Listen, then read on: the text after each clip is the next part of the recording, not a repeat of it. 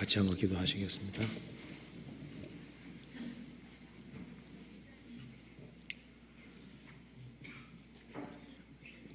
하나님 아버지 감사합니다. 주님의 그 보배로운 피로 저희들을 구원해 주시고 항상 주님의 은혜와 사랑으로 인도해 가심을 감사합니다.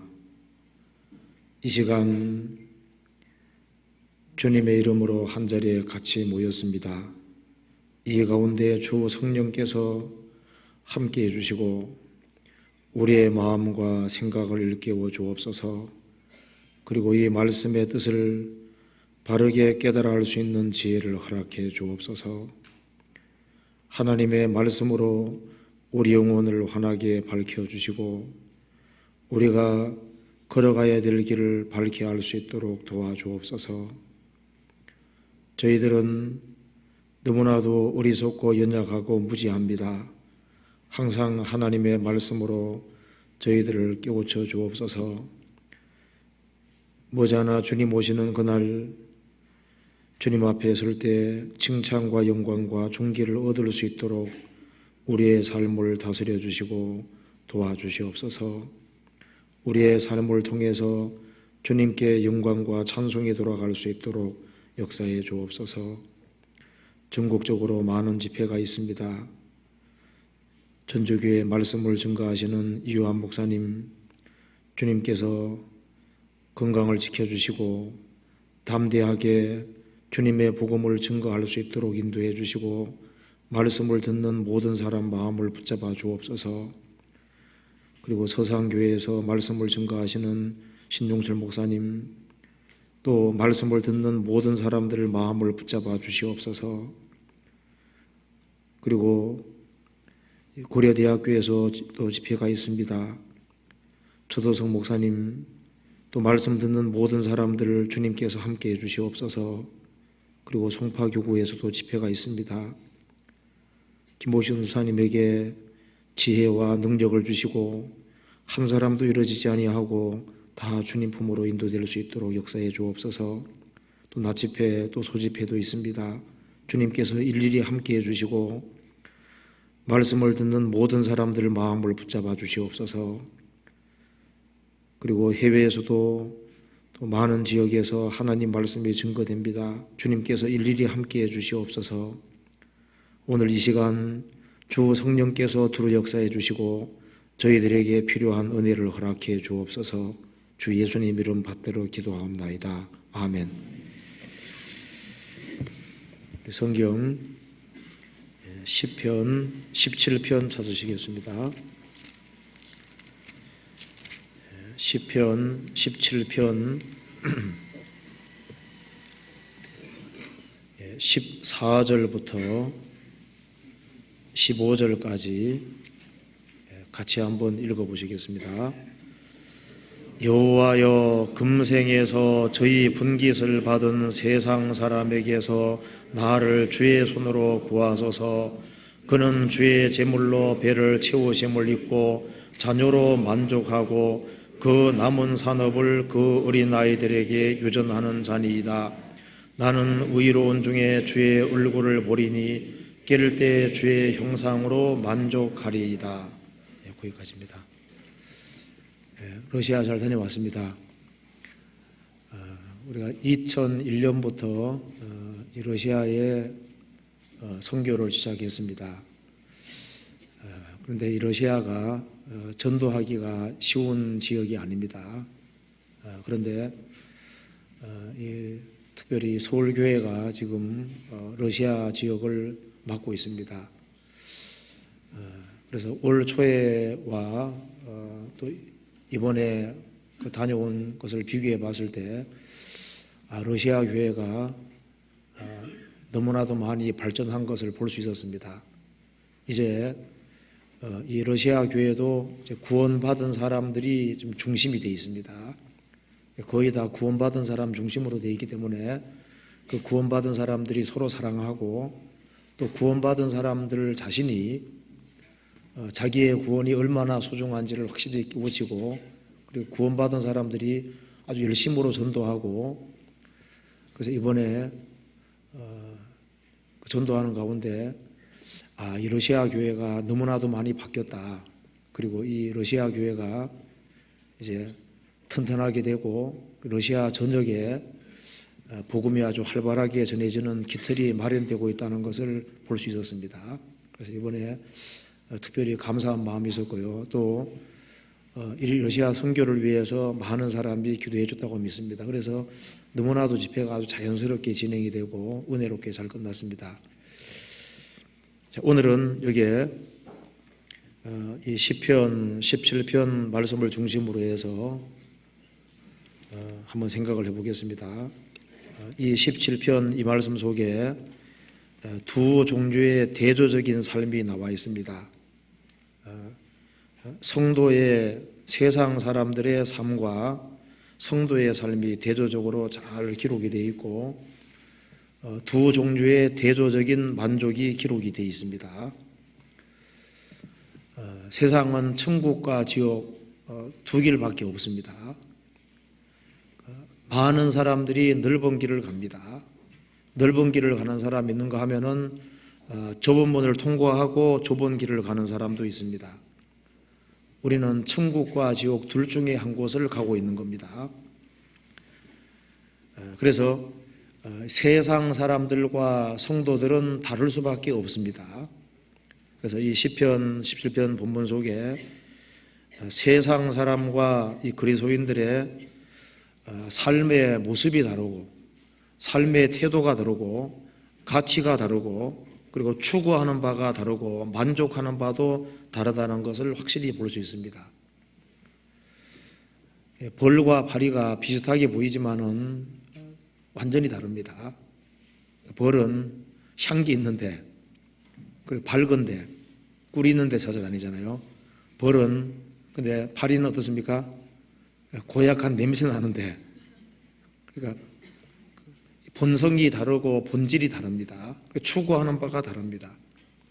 창세기 보면은 노아 방주에서 이제 까마귀를 내보내니까 까마귀는 안 돌아왔죠. 시체들을 뜯어먹느라고 안 들어오는 겁니다. 근데 비둘기는 내보냈을 때 갈 곳이 없는 거예요. 다시 돌아왔습니다.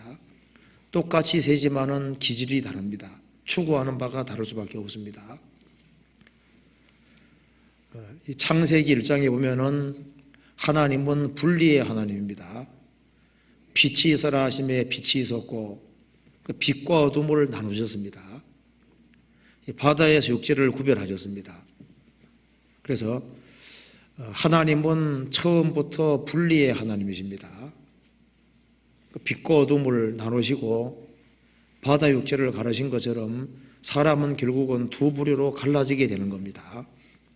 그래서 여기에 시편 11편을 같이 생각해 보게 되면은 어떤 삶이 바른 삶인지를 확실하게 볼 수가 있는 겁니다. 먼저 시편 17편 14절을 보시겠습니다. 여기에 구원받지 아니한 사람의 특징이 나와 있습니다. 14절에 여호와여 금생에서 저희 분깃을 받은 세상 사람에게서 나를 주의 손으로 구하소서. 14절에 세상 사람이란 말이 나와 있습니다. 세상 사람은 세상의 사람이다 그런 뜻이죠. 세상 사람, 세상에 속한 사람을 말하고 있습니다. 주께 속한 사람 있는가 하면은 세상에 속한 세상의 사람이 있는 겁니다. 세상 사람에게서 나를 주의 손으로 구하소서. 주님께 속한 사람 있는가 하면은 세상에 속한 사람 결국은 둘밖에 없는 겁니다. 성경 시편 찾아봅시다. 잠깐 시편 18절입니다.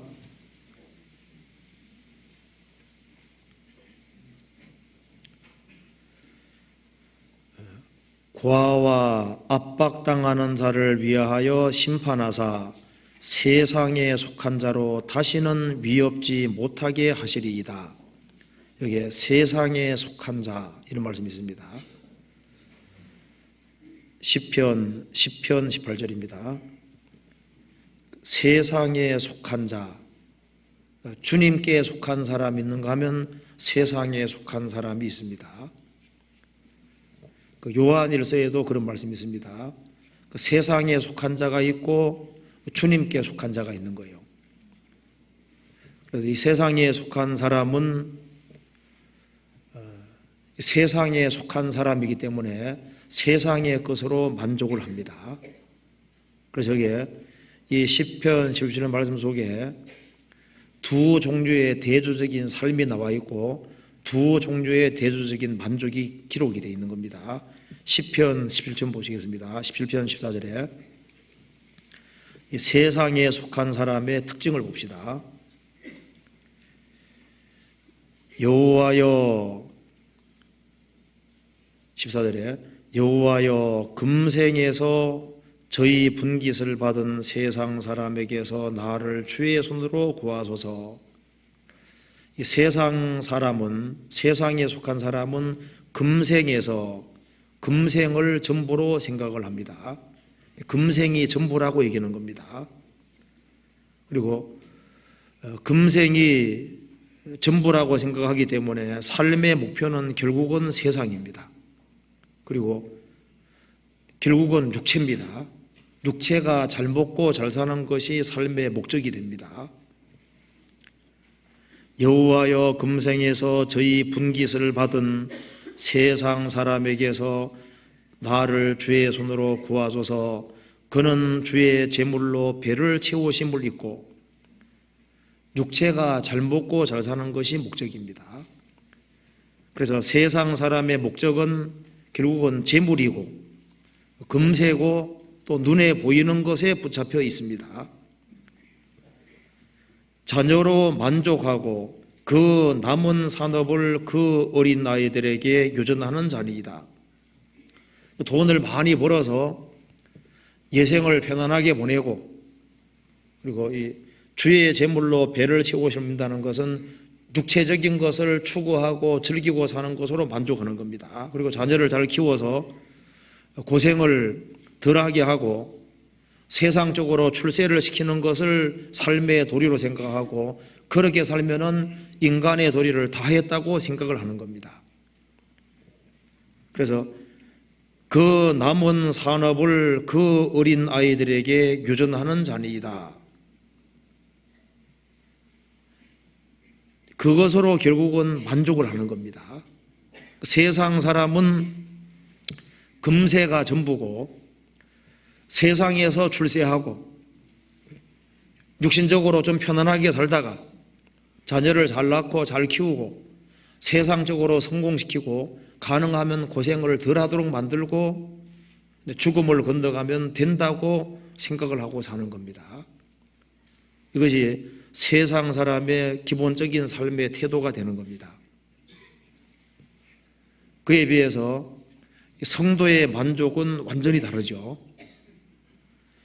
그런데 여기에 시편 17편 14절 이 사고방식으로 사는 사람들이 과거에도 있었고 예수님 때도 있었고 지금도 있습니다. 성경 창세기 4장을 찾아봅시다. 창세기 4장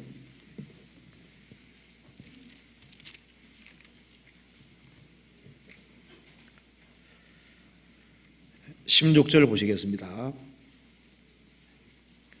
가인의 후예는 세상 사람이고 세상에 속한 사람들입니다. 그래서 이 창세기 4장 16절 이하에는 세상에 속한 자, 세상 사람의 행동 원리가 기록이 되어 있는 겁니다. 4장 16절 가인이 여호와의 앞을 떠나 나가 에덴 동편 놋 땅에 거하였더니 아내와 동침하니 그가 잉태하여 에녹을 낳은지라. 가인이 성을 쌓고 그 아들의 이름으로 성을 이름하여 에녹이라 하였더라. 에녹이 이랏을 낳았고 이랏은 무후야엘을 낳았고 무후야엘은 무드사엘을 낳았고 무드사엘은 라멕을 낳았더라. 라멕이 두 아내를 취하였으니 하나 이름은 아다요 하나 이름은 실라며 아다는 야발을 낳았으니 그는 장막에 거하며 육축 치는 자의 조상이 되었고 그 아우의 이름은 유발이니 그는 수금과 퉁소를 잡는 모든 자의 조상이 되었으며 실라는 두발가인을 낳았으니 그는 동철로 각양 날카로운 기계를 만드는 자요 두발가인의 누이는 나아마였더라. 라멕이 아내들에게 이르되 아다와 실라여 내 소리를 들어라. 라멕이 아내들이여 내 말을 들어라. 나의 창상을 인하여 내가 사람을 죽였고 나의 상함을 인하여 소년을 죽여도다. 가인을 위하여는 벌이 7배일진데 라멕을 위하여는 벌이 77배이로다 하였더라. 이것이 바로 가인의 후예의 모습입니다. 창세기 5장은 셋의 후예의 모습입니다. 노아 홍수 전에 하나님께 속한 사람과 세상에 속한 사람 두 부류가 있었습니다. 여기 창세기 4장 보면은 이 가인의 후예, 세상 사람, 세상에 속한 사람의 특징을 정확히 볼 수 있습니다. 16절에 가인이 여호와 앞을 떠나 나가.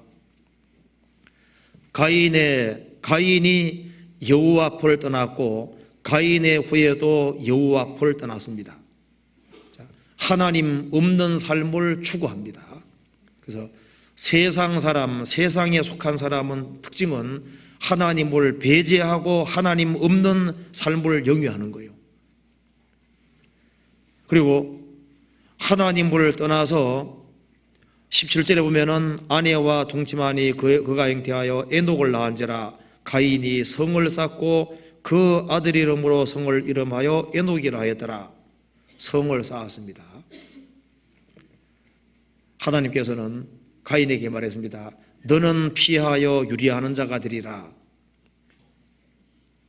근데 가인은 여호와를 떠나서 최초로 성을 쌓고 이 세상에서 한번 잘 살아보려고 계획을 했습니다.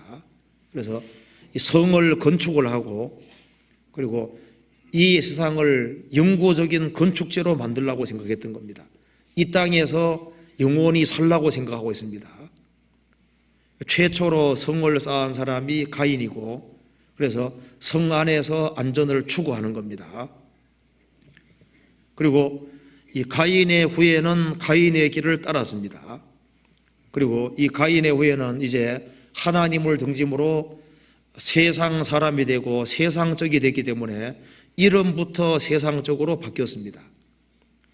그리고 여기에 18절에 에녹이라는 말 뜻은 교육, 계시라는 뜻인데 하나님을 등지는 새로운 것을 시작했다는 의미에서 에녹이라고 이름을 지었습니다. 그리고 이랏은 세련된 사람 그런 뜻이죠. 이랏, 무야엘은 하나님으로부터 치심을 받은 자. 그다음에 이제 아다 같은 경우는 장식 아름답다. 그다음에 실라는 이제 그늘 주렁주렁한 머리, 나아만은 육해 즐거움, 두발가인은 대장장이 두발 이런 식으로 이름부터 일단 세상에서 즐거움을 추구하고 세상적인 이름으로 바뀌었습니다. 그리고 이제 하나님을 등지고 생을 살기 때문에 이 마음의 공허를 달래기 위해서 뭔가를 이제 개발하기 시작합니다. 그래서 여기 보면은 17절에 가인이 성을 쌓았습니다. 그래서 이 건축 문명을 건축 문화를 발전시킨 사람들이 누굽니까? 가인의 후예입니다. 그래서 노아가 살던 시대가 되면은 최고의 건축술이 최고로 발달한 시대가 되는 거예요. 건축을 발달시켰습니다. 그리고 21절에 보면은 그 아우의 이름은 유발이니 그는 수금과 퉁소를 잡는 모든 자의 조상이 되었으며, 그러니까 악기를 개발시켰습니다. 음악과 예술을 발전시킨 사람들이 가인의 후예였습니다. 마음의 공허를 달래기 위해서 음악과 예술을 추구했습니다.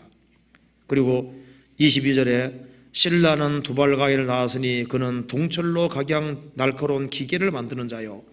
기계 문명을 발전시킨 사람들이 가인의 후예입니다. 그리고 20절에 아다는 야발을 낳았으니 그는 장막에 거하며 육축치는 자의 조상이 되었고, 아마 노아 홍수 전 시대에 모든 것이 파격으로 흐르기 때문에 짐승 먹는 것이 허락이 안 됐는데, 아마 일부 다처가 벌써 시작되는 걸 봐서는 짐승을 먹었을 수도 있습니다. 어쨌든 간에 여기에 노아 시대 때는 먹고 마시고 시집가고 장검을 봐서는 이 먹는 문화를 발전시킨 것 같아요. 배를 채우기 위해서 아주 요리하는 기술도 아주 엄청 발달했을 겁니다. 그러니까 이 가인의 후예는 하나님을 등지고 이 세상이 전부라고 생각하고 살기 때문에 자기가 사는 집을 아름답게 꾸미는, 그래서 이 건축 문화를 계속적으로 발전시켜 갔습니다. 그리고 음악과 예술을 발전시켜 가고 기술 문명을 발전시켜 갔던 겁니다. 음식 문화도 발전시키고, 그래서 이 세상에서 잘 먹고 잘 살라고 생각하는 거예요. 그리고 하나님을 등지고 사는 것이 이제 진행되니까 벌써 일부 다처가 생겼습니다. 이제 그리고 사고방식이 왜곡되기 시작했습니다. 23절에도 보면은 라멕이 말하기를 아다와 실라여 내 소리를 들어라. 라멕의 아내들이여 내 말을 들어라. 나의 창상을 인하여 내가 사람을 죽였고, 자기를 조금 상하게 했다고 해서 사람을 쳐 죽여버렸습니다. 나의 상함을 인하여 소년을 죽였도다. 소년이 그 사람을 조금 상하게 한 것이 있는데 그것 때문에 소년을 어떻게 죽여요? 그러니까 이 사고방식이 잘못되기 시작했습니다. 그래서 이제 노아가 살던 시대가 되면은 문명이 최고로 발달한 동시에 사고 구조도 생각도 완전히 바뀌어졌습니다. 그래서 서로 죽고 죽이고 죄악에 충만한 사회가 됐고 결국은 홍수 심판을 받을 수밖에 없었습니다. 그런데 반면에 창세기 5장에 세세 후에 하늘에 속한 사람들, 하나님께 속한 사람들은 아무것도 만들었다는 말이 없습니다. 그들은 세상을 나그네로 살고 위의 것을 추구하고 수고로 일하면서 농사짓고 살았다고 되어 있잖아요. 그래서 이 가인의 후예와 셋의 후예는 가는 길이 달랐습니다.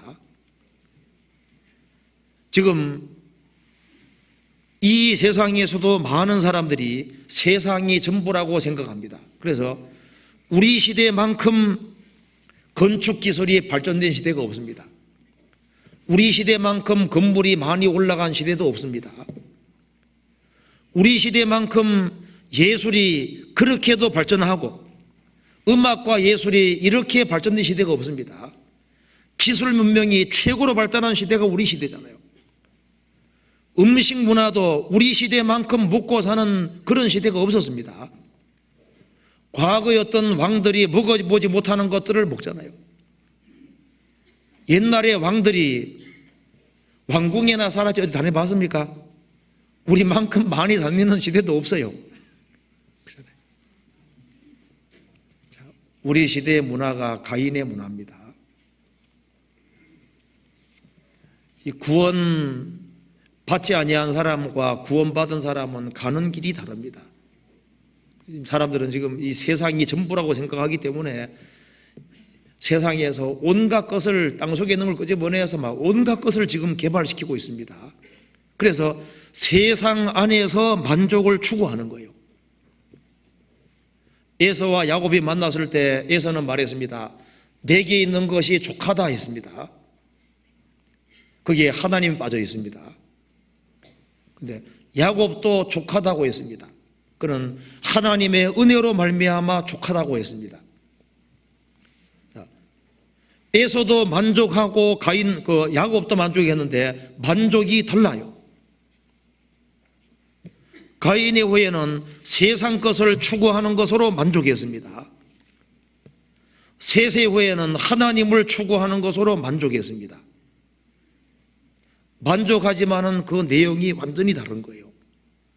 창세기 33장 보시겠습니다.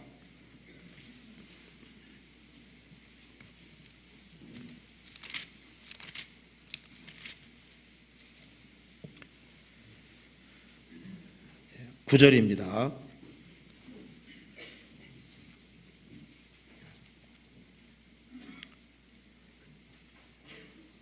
에서가 가로되 내 동생아 내게 있는 것이 족하니 내 소유는 내게 두라.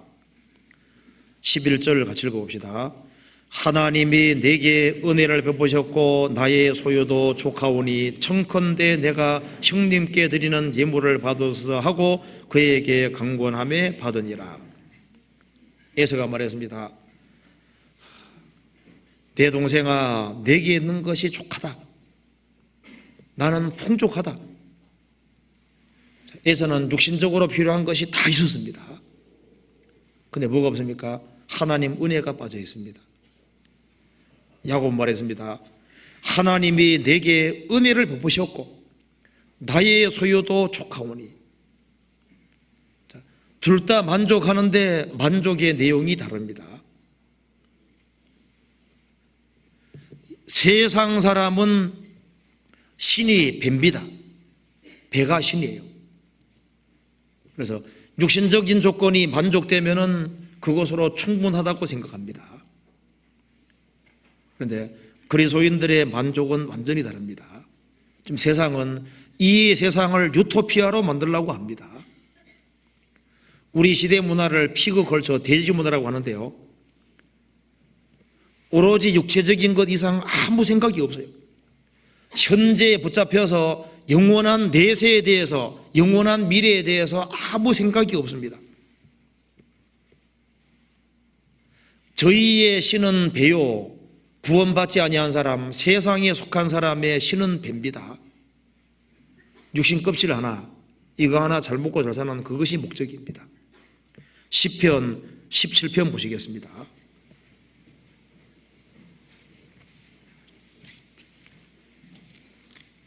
시편 17편에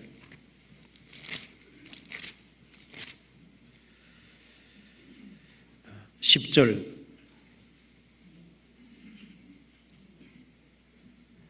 저희가 자기 기름에 잠겼으며 그 입으로 교만이 말하나이다. 세상 사람은 어디에 잠겨 있느냐? 자기 기름에 잠겨 있습니다. 자기 기름에 잠겨 있다는 것은 자기 육신적인 어떤 욕망을 추구함으로 세상의 것으로 살쪄 있다는 겁니다. 세상의 것에 잠겨 있는 거예요. 세상 것으로 살쪄 있고 세상적인 것이 많이 들어오니까 그것으로 아주 좋은 삶을 영위한다고 착각하고 있는 겁니다. 요거 잠깐 적고 시편 119편 찾아보시겠습니다.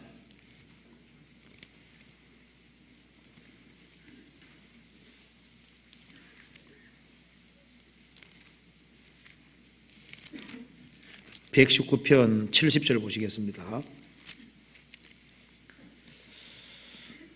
같이 읽어보겠습니다. 저희 마음은 살쪄 지방 같으나 나는 주의 법을 즐거워하나이다. 저희 마음은 살쪄 지방 같으나, 마음이 살쪄 있습니다. 지방 같으나. 그러니까 이 세상의 것을 많이 받아들였습니다. 그래서 마음이 지방 같다는 게 뭐예요? 마음이 살쪄 있기 때문에 감각이 없다고 합니다. 감각이. 이 세상적인 것을 많이 받아들여서 마음은 세상 것으로 살쪄 지방 같으나, 그 돼지는 비계가 두껍잖아요. 뱀이 물어도 괜찮다고 합니다. 그리고 이제 돼지 키우는 얘기를 하는데요. 이 돼지가 새끼 낳았을 때 얼른 돼지 새끼를 빨리 치워야 된답니다. 왜냐하면 좁은 공간 속에 두면은 어미 돼지가 들어 누울 때 돼지 새끼를 깔아 뭉개는 경우가 있답니다. 돼지 새끼가 그렇게 비명을 질러도 자기 때문에 눌린지를 돼지가 모른다는 거예요. 비기가 두껍기 때문에 감각이 없는 거예요. 세상적인 것으로 마음이 살쪄 있는 사람은 마음이 점점 둔해집니다. 그래서 감각이 없게 돼버리는 거예요. 내세가 있는지 심판이 있는지 아무 생각이 없는 겁니다. 마귀에게 완전히 속았습니다. 시편 11점 다시 한번 봅시다. 그래서 여기 저희가 자기 기름에 잠겼으며 그 입으로 교만이 말하나이다. 우리는 잘 먹고 잘 산다. 육신적으로 필요한 거 다 있다. 그래서 교만하게 군다 그 말입니다. 제가 글을 하나 읽어드리겠습니다. 의리의리함을 뽐내고 권세를 자랑하지만 그 모든 아름다움, 그 모든 풍부 다 같이 피할 수 없는 시간이 오면 그 자랑의 길은 결국 무덤에야 이르게 되네. 그러죠. 이 세상에 잘 나가는 그 모든 것도 결국은 죽음 맞이하면은 다 없어지는 거예요. 성경이 말한 대로 이 세상도 그 정욕도 다 지나가는 겁니다. 그래서 그 사람이 세상 사람이냐 아니냐, 그 사람이 무엇으로 만족하느냐 보면 정확히 알 수 있습니다. 그런데 구원받은 사람은 다릅니다. 여기 시편 17편 보시겠습니다. 참된 성도의 모습을 한번 보도록 합시다. 14절에 여호와여, 여호와여라고 얘기했습니다. 이 시편을 쓰는 사람에게는 하나님이 생생한 실제입니다. 여호와여, 하나님의 존재를 알 뿐 아니라 하나님을 친밀히 하고 하나님을 가까이 하며 사는 겁니다. 이 시편 기자에게는 하나님이 이론이 아니고 실제입니다. 6절에 보면은 6절 하나님이여 내게 응답하시겠는고로 내가 불러싸오니 귀를 기울여 내 말을 들어소서. 응답하시는 하나님입니다.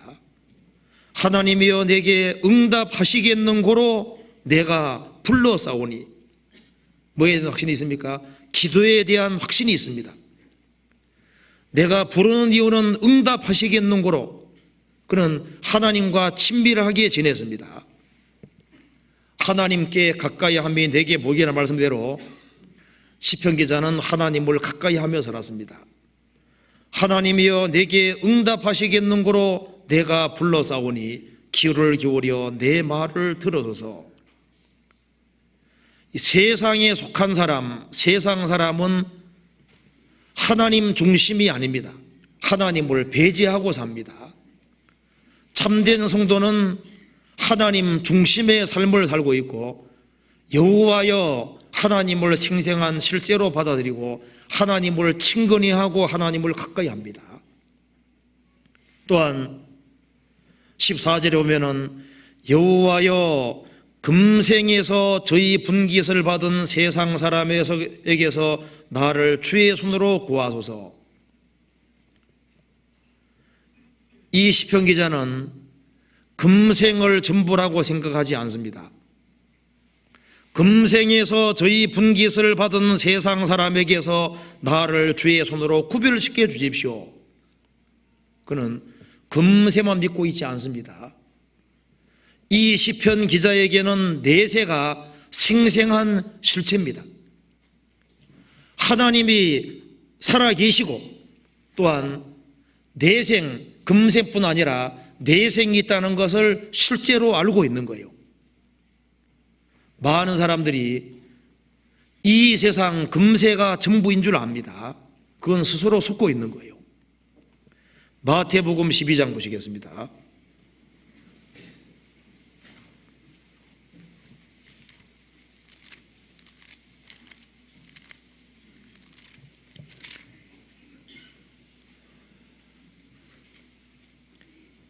(12장)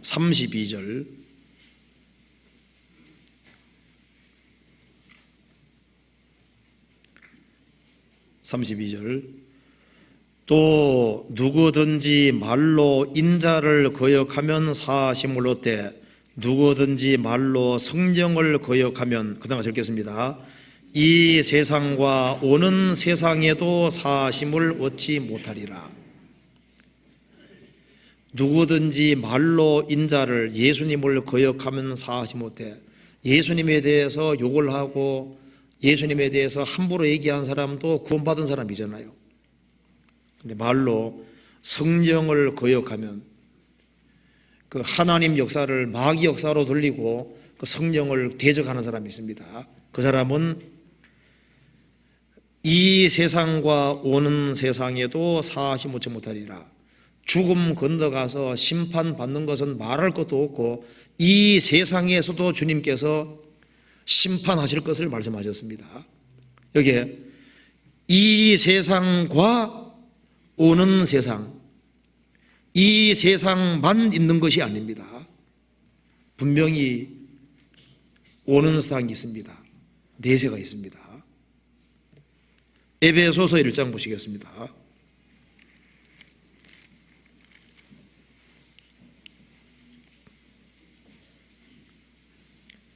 1장 21절.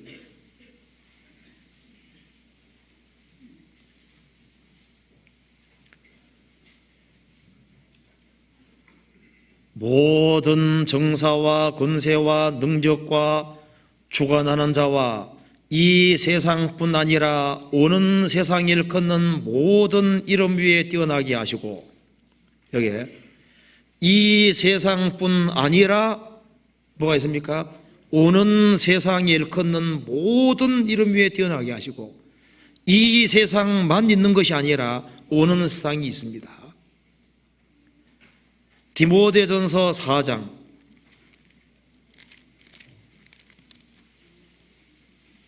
8절.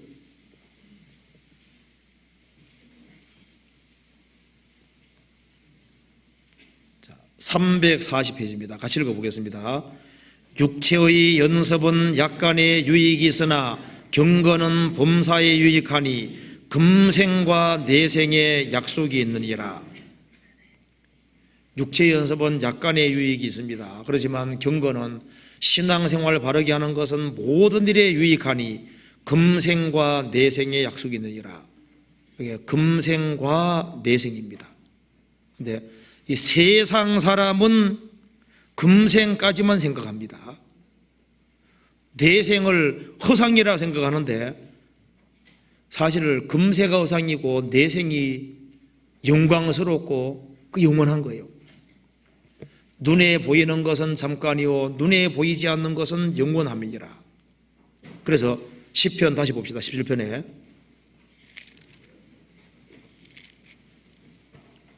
(14절에) 여호와여 금생에서 저희 분깃을 받은 세상 사람에게서 나를 주의 손으로 구하소서. 구별시켜 주십시오. 그래서 이 금세가 전부라고 생각하는 사람, 하나님을 배제시키는 사람, 그런 사람에게서 구별되게 도와주십시오. 하나님을 부인하고 이 세상이 전부라고 생각하는 사람의 삶과 하나님을 인정하고 영원한 내세가 있다는 것을 확신하고 살아가는 사람하고 동일한 길을 걸어갈 수가 없는 거예요. 그래서 구별시켜 주십시오. 복의 근원은 떠나는 겁니다. 그러니까 세상에 살지만은 마음과 정신이 떠나야 되거든요. 아브라함이 어떻게 해서 복의 근원이 되었습니까? 너는 너의 본토 친척 아비 집을 떠나 내가 내게 지시할 땅으로 가라. 갈대의 우르에 사는 사람은 세상이 전부라고 생각합니다. 금생이 전부라고 생각합니다. 아브라함은 하나님 말씀을 따라서 갈대아 우르에서 나와서 가나안 땅, 약속의 땅으로 갔습니다. 나를 구별시켜 주십시오. 그렇게 기도를 했습니다. 그리고 시편 74편 14절 다시 보시겠습니다. 17편 14절 다시 한번 보시면요.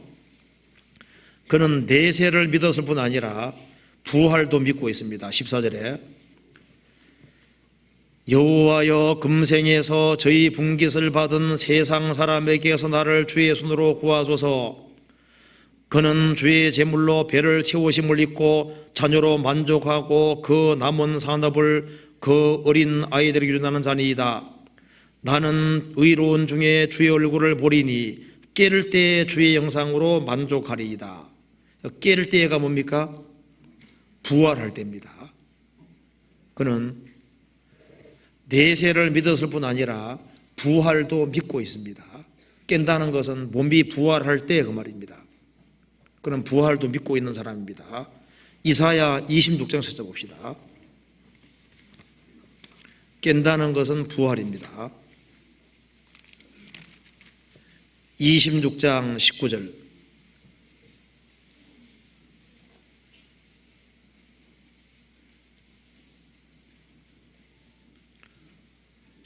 같이 읽겠습니다. 주의 죽은 자들은 살아나고 우리의 시체들은 일어나리이다. 티끌에 거하는 자들아 너희는 깨어 노래하라. 주의 예설은 빛난 이슬이니 땅이 죽은 자를 내어 놓이리로다. 주의 죽은 자, 주 안에서 구원받고 죽은 사람들은 살아나고 우리의 시체들은 일어나리이다. 티끌에 거하는 자들아 너희는 깨어 노래하라. 부활입니다. 주의 예설은 빛난 이슬이니 땅이 죽은 자를 내어 놓으리로다. 죽을지라도 부활한다는 사실을 믿고 있습니다. 부활이 있습니다. 이 세상 사람들은 부활을 부인합니다. 시편 기자는 부활할 것도 믿고 있는 거예요. 다니엘서 12장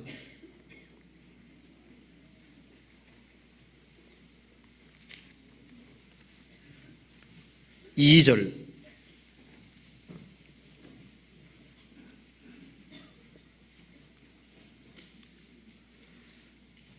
(12장 2절) 땅의 티끌 가운데서 자는 자 중에 많이 깨어 영생을 얻는 자도 있겠고, 생명의 부활입니다. 수욕을 받아서 무공히 부끄러울 자도 있을 것이며 심판의 부활입니다. 땅의 티끌 가운데서 자는 자 중에 많이 깨어 영생을 얻는 자도 있겠고 생명의 부활입니다. 수욕을 받아서 무궁히 부끄러움을 자도 있을 것이며 영원토록 부끄러움을 입을 자도 있을 것이며, 그는 부활도 믿고 있습니다. 또한 시편 17편 다시 봅시다. 15절.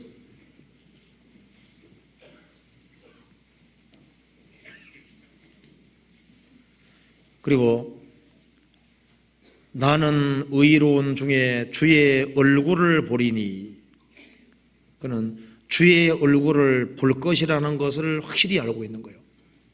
나는 의로운 중에 주의 얼굴을 볼 것이다. 주의 얼굴을 보는 것을 소망했습니다. 왜냐하면 다윗은 주의 얼굴빛 가운데 살았습니다.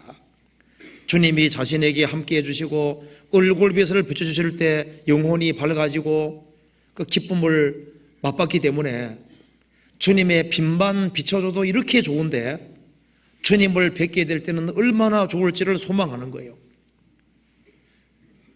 자기를 구원해 주실 주님을 본다는 그 확실한 소망을 가지고 살고 있는 겁니다.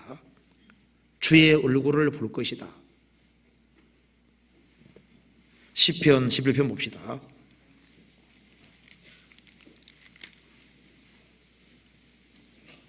7절.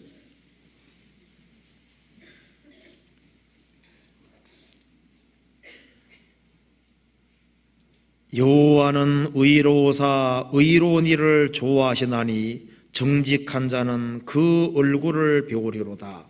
뭘 본다고 했습니까? 주의 얼굴을 배우리로다. 자, 시편 기자의 소망이 뭡니까? 주의 얼굴을 볼 것이다. 그리고 시편 7편 다시 봅시다. 그리고 15절에 보면은 나는 의로운 중에 주의 얼굴을 보리니 깨를 때 주의 형상으로 만족하리이다. 여기에 만족이란 말이 나와 있습니다. 14절에 보면은 세상 사람은 주의 재물로 배를 채우심을 입고 자녀로 만족하고 그 남은 산업을 그 어린 아이들에게 주나는 자니이다. 세상 사람 뭐로 만족합니까? 재물로 만족하고 육신의 배를 채우는 것으로 만족을 하고 자녀 잘 낳고 많이 낳고 자녀 잘 키우고 교육 잘 시키고 재산을 많이 벌어서 자녀에게 넘겨주는 그 재미로 살고 그것으로 만족하는 거예요. 그런데 시편 기자는 새로운 종류의 만족을 가지고 있습니다. 이게 주의 형상으로 만족하리이다. 만족이 다른 거예요. 이 시편 기자는 하나님을 확실히 아는 사람입니다. 그리고 영원한 내세를 믿고 있는 사람이에요. 그리고 자기가 부활할 것도 알고 있습니다. 주의 얼굴을 볼 것도 알고 있습니다. 그리고 주의 얼굴빛 아래 사는 것이 얼마나 복된 것인지를 알고 있기 때문에 이 세상 사람들이 만족하는 것과는 종류가 다른 그런 종류의 만족을 가지고 있는 거예요. 구원을 받은 사람은 세상이 얼마나 허무한지를 압니다. 그렇지 않습니까? 이 세상 형적은 다 지나가는 거예요. 그렇기 때문에 그리스도인들은 새로운 종류의 만족을 가지고 있습니다. 하나님의 것으로 만족하고 영원한 것으로 만족하고 새로운 종류의 만족이 틀림없이 있습니다. 우리가 성도가 무엇으로 만족하는지를 보시겠습니다. 먼저 시편 65편 보시겠습니다. 65편 4절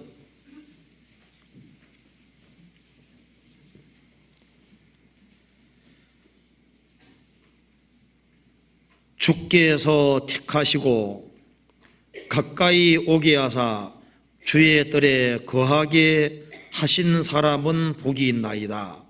우리가 주의 집 곧 주의 성전의 아름다움으로 만족하리이다. 여기서 주께서 택하시고 가까이 오게 하사 주의 뜰에 거하게 하신 사람은 복이 있나이다.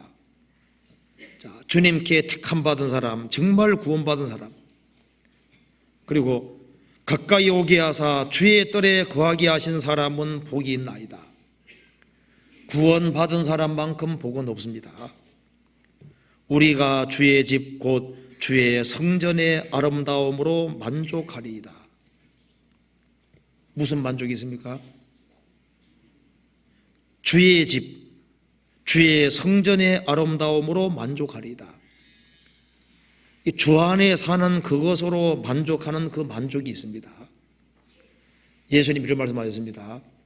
너는 베드로라, 내가 이 반석 위에 내 교회를 세우리니 음부의 권세가 이기지 못하리라. 거기서 우리가 알 수 있는 것이 있습니다. 이 반석 위에 내 교회를 세우리니, 그 말은 내 교회가 있다는 말씀입니다. 자, 초대 교회 때부터 이제 주님이 재림할 때까지 내 교회가 있다고 했습니다. 이 지구상 어디엔가 주님이 세우신 교회가 있는 겁니다. 음부의 권세가 이기지 못하리라.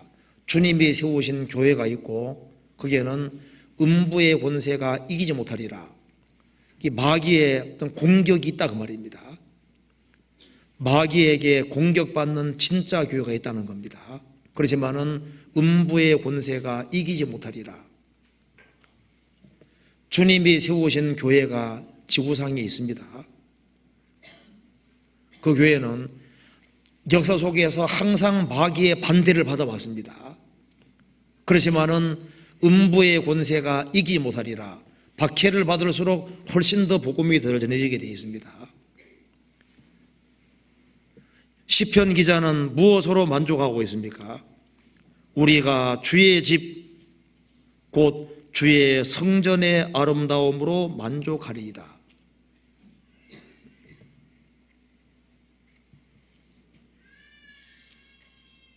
구원받은 사람의 만족은 다릅니다. 구원받고 나면은 이 구원받은 사람들이 모이는 그 무리를 사모하게 돼 있어요.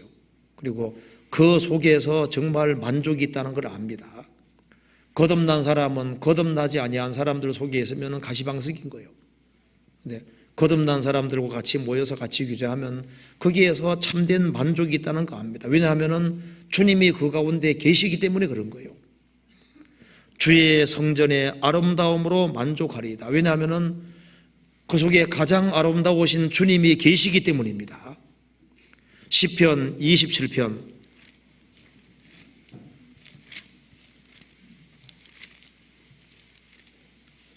4절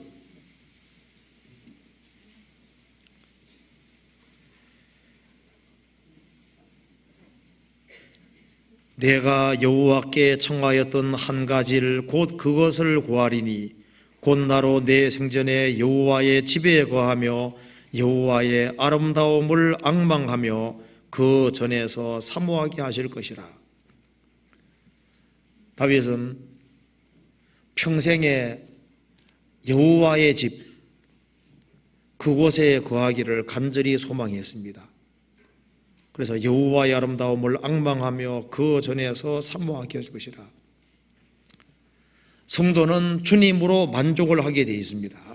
그리고 주님의 아름다움으로 만족하고, 그리고 이 성도들 속에 주님이 역사하시기 때문에 거기에서 참된 만족을 얻도록 되어 있습니다. 사람은 떡으로만 사는 것이 아닙니다. 사람 속에는 영혼이 있기 때문에 영혼은 주의 말씀으로 살고 입술의 열매로 만족이 되게 돼 있고, 그리고 주님만이 내 영혼을 채워줄 수 있고 만족을 줄 수 있는 거예요. 시편 63편 보시겠습니다. 63편 5절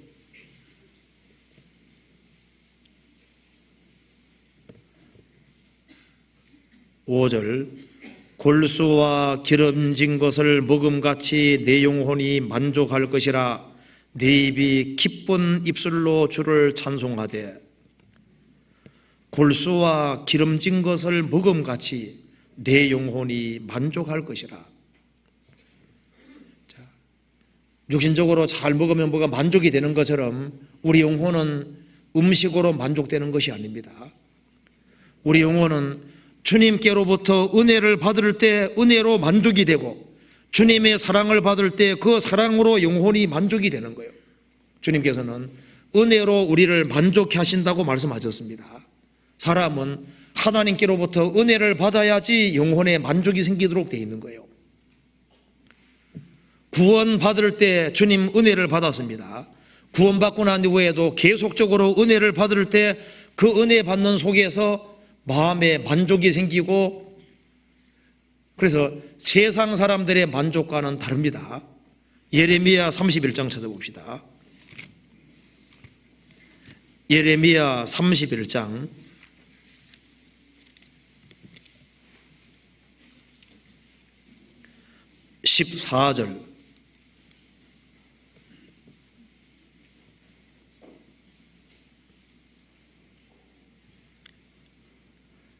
14절 내가 기름으로 제사장들의 심령에 흡족해 하며 내 은혜로 내 백성에게 만족해 하리라. 여호와의 말이니라. 여기에 내 은혜로 내 백성에게 만족해 하리라. 육신은 떡으로 만족합니다. 사람의 영혼은 달라요. 내 은혜로 내 백성에게 만족해 하리라. 우리가 주님의 은혜를 받을 때 그 은혜로 영혼에 만족이 생기고, 주님의 사랑을 받고 있다는 걸 느낄 때 거기에서 영혼이 만족하게 되어 있습니다. 이사야 58장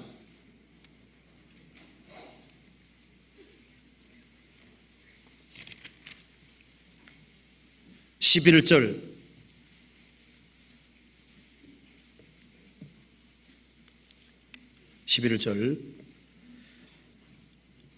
같이 읽어보겠습니다.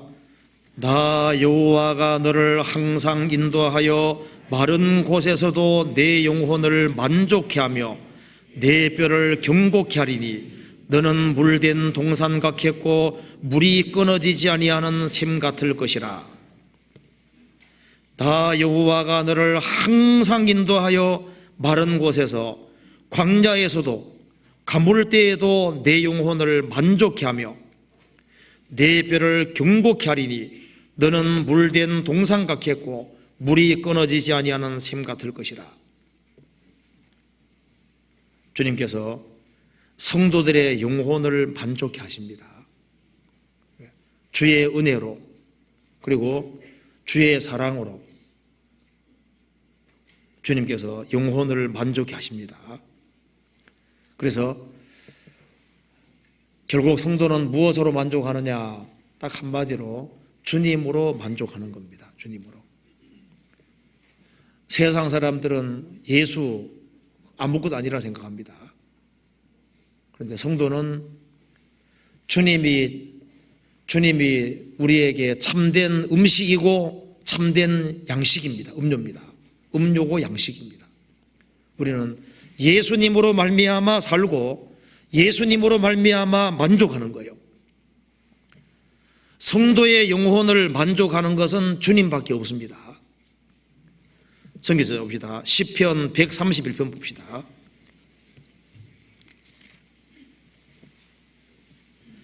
(131편) 1절 2절 같이 읽어보겠습니다. 여호와여 내 마음이 교만치 아니하고 내 눈이 높지 아니하며 내가 큰 일과 미치지 못할 기이한 일을 힘쓰지 아니하나이다. 실로 내가 내 심령으로 고요하고 평온케 하기를 젖된 나이가 거미 품에 있음 같게 하였나니 내 중심이 젖된 아이와 같도다. 젖된 아이는 무엇으로 만족합니까? 엄마 있으면 최고인 거예요. 어머니 품에 있으면 최고입니다. 애기들은 뭐가 최고입니까? 엄마 젖을 물려줄 때 최고죠. 어머니 저 빨고 있으면 그 최고인 거예요. 자녀들은 어머니로 만족합니다.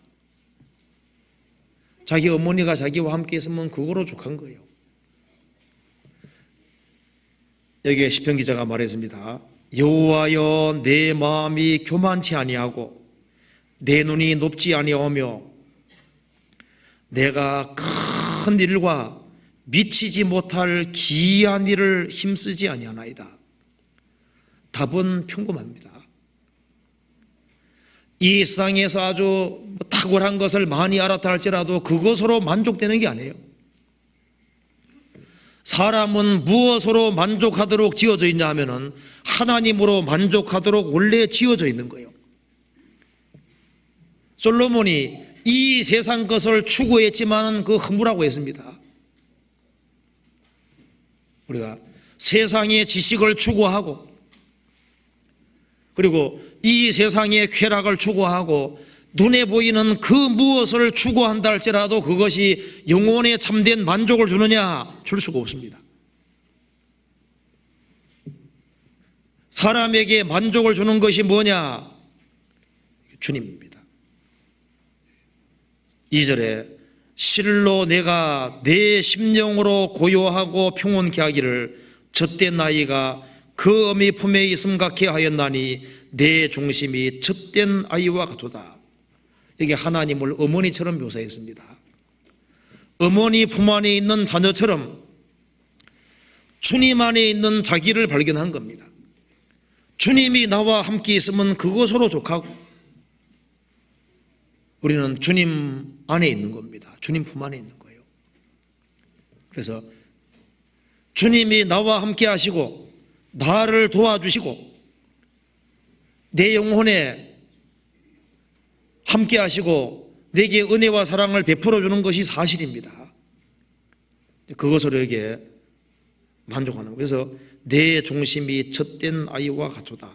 그러니 주님으로 충분하니까, 주님 안에 다 있으니까 기이한 일을, 신비한 일을, 이런 걸 내가 힘쓰지 않는다. 주님이 있으면 충분하니까. 내가 세상의 어떤 사물에 대한 것을 더 많이 안다 할지라도 그것이 만족 주는 것이 아닙니다. 내가 이상한 것을 체험하고 신비한 걸 체험했다, 그것으로 만족됩니까? 아닙니다. 사람은 주님의 은혜를 받을 때, 주님의 사랑을 경험할 때 그것으로 만족이 되는 거예요. 그래서 은혜 위에 은혜로다. 우리가 구원받을 때 은혜를 받았습니다. 구원받고 난 이후에도 주님이 내게 은혜 풀어주면 그거로 족한 거예요. 주님이 나를 사랑해 주시면 그것으로 족한 겁니다. 그런데 시편 기자는 이런 얘기를 했습니다. 여기 시편 17편 다시 보시면은 만족하는데 특별히 무엇으로 만족하는지가 나와 있습니다. 17편 15절입니다.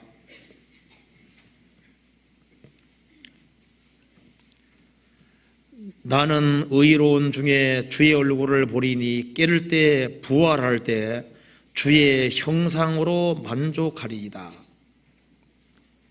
자, 주의 형상으로 만족한다고 했습니다. 이건 계시입니다. 계시로 된 거예요.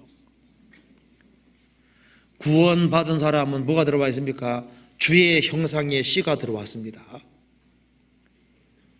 주의 형상의 씨가 들어왔고, 구원받은 그때부터 구원받은 사람을 주의 형상으로 계속 바꾸어 가십니다.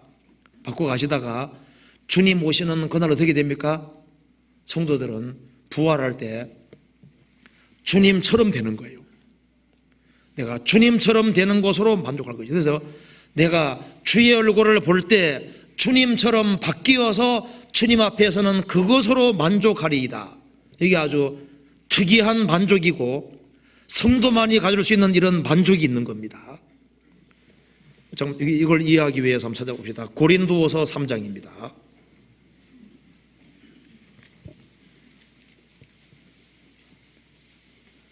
(3장) 18절입니다.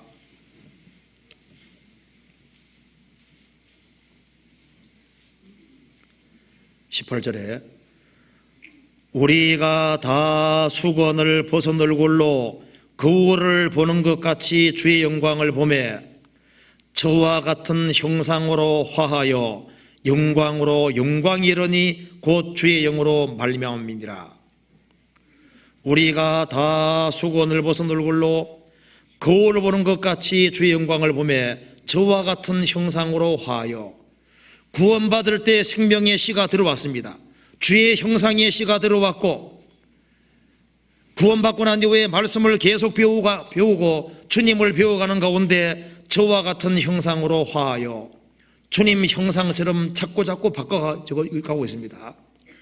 구원받지 아니한 사람 속에는 마귀 형상이 들어있고, 주님을 멀리하는 사람은 점점 마귀 형상을 닮아가고 있습니다. 네로 황제도 어릴 때는 온화했습니다. 이제 날이 가면 갈수록 아주 흉악하고 포악한 모습으로 바뀌어갑니다. 지금 하나님을 등지고 살아가는 사람은 점점 어떻게 바뀌고 있습니까? 흉악하게, 포악하게, 세상적으로, 마귀적으로 바뀌어갑니다. 구원받은 사람은 저와 같은 형상으로 화하여 주와 같은 형상으로 자꾸 바꿔지고 있습니다. 영광으로 영광이 이르니 곧 주의 영으로 말미암으리라. 주의 성령으로 말미암아 구원받을 때 생명의 씨가 들어왔고 주님과 같이 점점 바뀌어지다가 나중에 주님처럼 됩니다. 우리는 주의 영광을 바라고 있습니다. 주님 오시는 그날 주님의 형상을 입습니다. 우리가 주님처럼 된다는 것은 꿈이 아니고 실제입니다. 고린도전서 15장 보시겠습니다.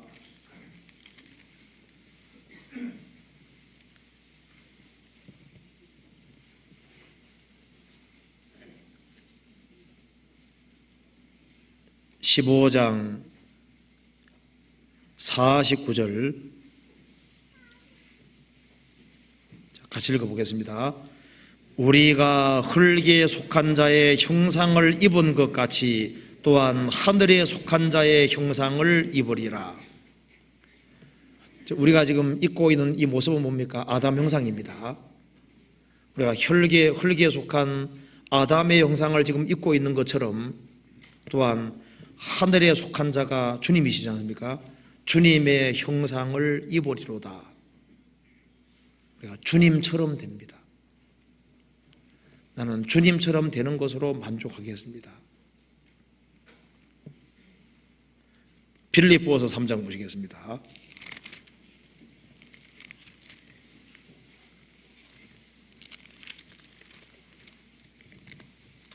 빌립보서 3장 21절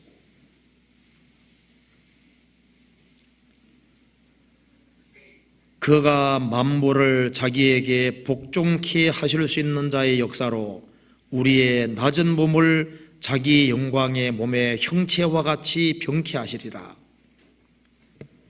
주님은 만물을 자기에게 복종케 하실 수 있는 분입니다.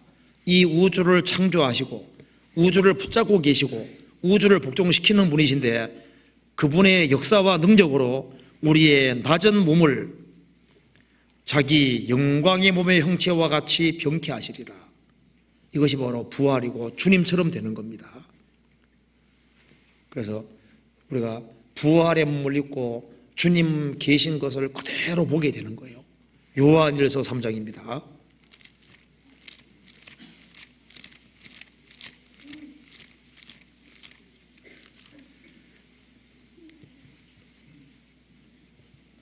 (3장 2절)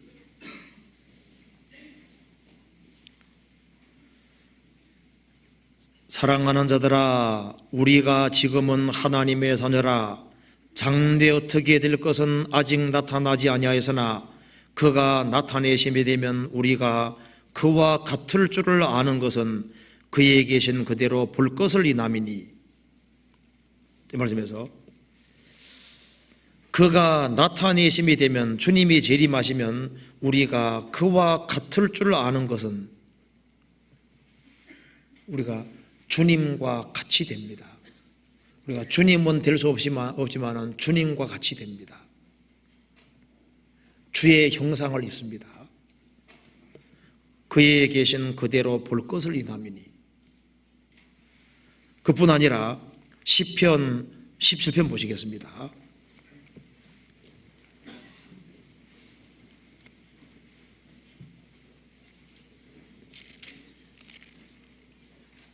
(14절) 보시겠습니다. 여호와여 금생에서 저희 분깃을 받은 세상 사람에게서 나를 주의 손으로 구하소서. 금생에서 저희 분깃이란 말이 나와 있죠. 몫입니다. 기업입니다. 세상 사람들의 기업은 세상입니다. 금생에서 저희 분깃을 받은 세상 사람에게서 나를 주의 손으로 구별시켜 주십시오. 그럼 시편 기자는 뭘 바라고 있습니까? 금생에서의 기업을 바라는 것이 아니고 그는 영원한 기업을 따로 바라고 있는 겁니다. 이 세상 기업이 아닌 영원한 기업, 하늘에 있는 새로운 기업, 영광스러운 기업을 지금 바라고 있는 거예요. 세상 사람들은 땅에서 기업을 추구합니다. 우리의 분깃은 세상이 아닙니다. 애굽 사람들의 기업은 애굽입니다. 출애굽한 사람의 기업은 애굽이 아니잖아요. 광야가 아닙니다. 가나안 땅의 기업이 따로 있는 거예요. 우리의 기업은 세상이 아니고 하늘입니다. 성경 시편 16편 보시겠습니다. 6절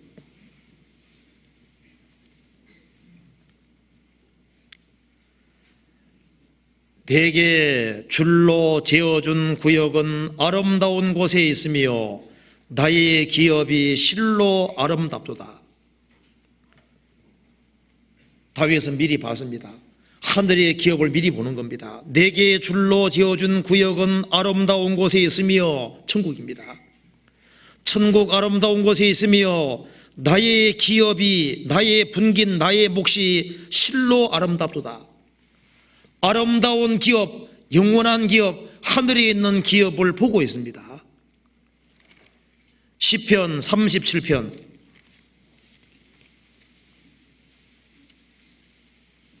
18절입니다.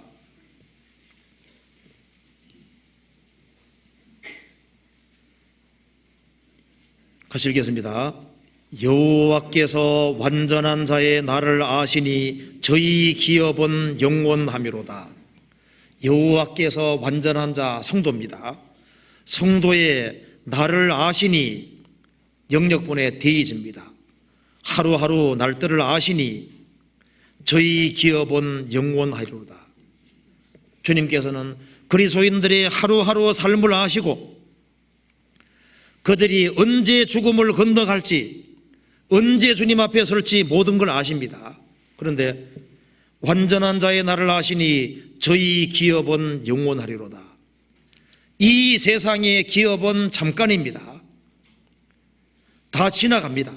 그렇지만은 성도의 기업은 따로 있고 영원한 기업이 따로 준비되어 있는 거예요. 시편 125편입니다.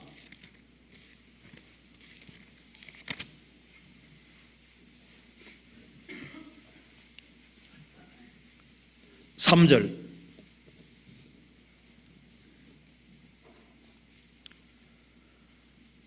악인의 권세가 의인의 업에 미치지 못하리니 이는 의인으로 죄악에 손을 대지 않게 함이로다.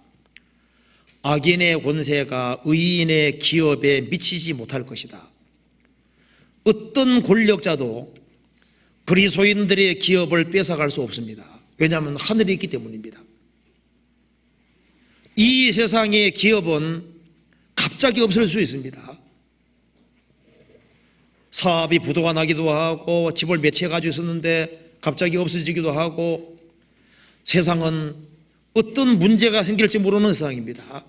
그렇지만은 그리스도인들이 신앙생활을 하루하루 바르게 했을 때 그것이 영원한 기업이 되는데 그 기업은 아무도 뺏어갈 수 없어요. 그리스도인들이 진리 가운데 걷는 한 그리스도인들은 절대 손해보지 않습니다. 왜냐하면 그 기업은 땅이 아니라 하늘이기 때문입니다. 악인의 권세가 의인의 업에 미치지 못하리니, 왜 하나님께서 의인의 기업을 하늘에 두셨느냐? 이유는 의인으로 죄악에 손을 대지 않게 하렵니다. 이 세상이 우리의 기업이라면 우리도 아동바동하면서 손해 안 보려고 해야 될 거 아니에요? 그리스도인들의 기업은 하늘에 있습니다. 그렇기 때문에 내가 진리 가운데 걷는 한해는 내 육신적인 것을 뺏어간다 할지라도 그리스도인들은 손해 안 봅니다. 왜냐하면 주님이 그리스도인들이 손해 볼수록 더 저 위에 더 많이 쌓이도록 되어 있는 거예요. 히브리서 10장 보시겠습니다.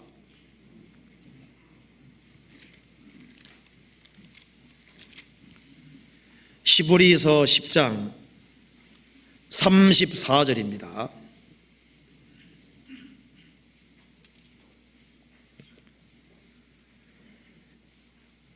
너희가 갇힌 자를 동정하고 너희 산업을 빼앗기는 것도 기쁘게 당한 것은 더 낫고 영구한 산업이 있는 줄 알미라. 그러므로 너희 담대함을 버리지 말라. 이것이 큰 상을 얻느니라.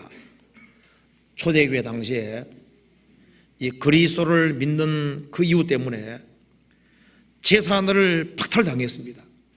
그렇지만 초대교회 성도들은 그걸 기쁘게 당했습니다. 왜냐하면 이 세상의 것보다 더 낫고 그 다음 중요한 구절이 영구한 산업입니다. 이상은 일시적인 기업입니다. 영구한 산업이 있는 줄 알미라. 그러므로 너희 담대함을 버리지 마라. 신앙을 지키는 것 때문에 육신적으로 어떤 손해본다 할지라도 주눅들지 말고 담대함을 버리지 마라. 오히려 그 크게 기뻐하라고 했습니다. 왜? 너희에게 상이 금이니라. 우리 이번에 그 러시아 집회할 때 그 한 자매님이 볼고그라드에서 모스크바까지 집회에 참석하기 위해 오셨습니다. 그런데 17시간 버스 타고 오셨어요. 17시간. 그 구원받은 자매님이신데 그 모스크바 그 집회에 참여하려고 무려 17시간 걸려서, 그리고 열심히 봉사하고, 왜 그렇게 할까요? 그 주님 은혜와 사랑이 너무나도 크고 감사하고, 그리고 뭔가 그 동참하기를 그 간절히 원하는 마음입니다. 러시아 교회도 그 바쁜 중에 한 3시간 이상씩 차 타고 차로 와서 교회에 막 바닥 쓸고 닦고 틈날 때마다 그렇게 하고 가는 자매님도 있고, 정말 거기 아주 열심히 한 사람들이 있습니다. 그렇게 해서 교회가 되는 거예요. 그 알라스카가 1867년까지는 러시아 땅이었습니다. 그런데 그 러시아 땅을 720만 달러로 미국에 팔았습니다. 그런데 13년이 지나서 3억 달러 상당의 금광이 발견되고, 그게 막 자원이 아주 엄청나잖아요. 그런데 불과 720만 달러 두고 팔았습니다. 완전히 손해본 거잖아요. 많은 사람들이 가론유다도 은 30에 예수님 팔았잖아요. 이 세상에 하찮은 것 때문에 신앙을 파는 사람이 있습니다. 롯은 아브라함을 떠나면 안 되는 거예요. 롯은 아브라함을 떠남으로써 신앙적으로 엄청난 손해를 봤습니다. 소돔에서 안락하게 살았을지라도 그는 소돔 불탈 때 아무것도 못 가져 나왔잖아요. 그가 아브라함만 떠나지 않아서도 그 인생이 그렇게 비참하게 되지 않습니다. 이 시편 기자는 이 세상 사람들이 세상의 것을 추구하고 산다 할지라도 나는 거기에서 구별되고, 그리고 영원한 기업을 바라고 살 길을 간절히 소망했던 겁니다. 그래서 이 가치관이 달랐기 때문에 이 시편 기자가 고집하는 게 있습니다. 찾아봅시다. 시편 17편입니다. 17편.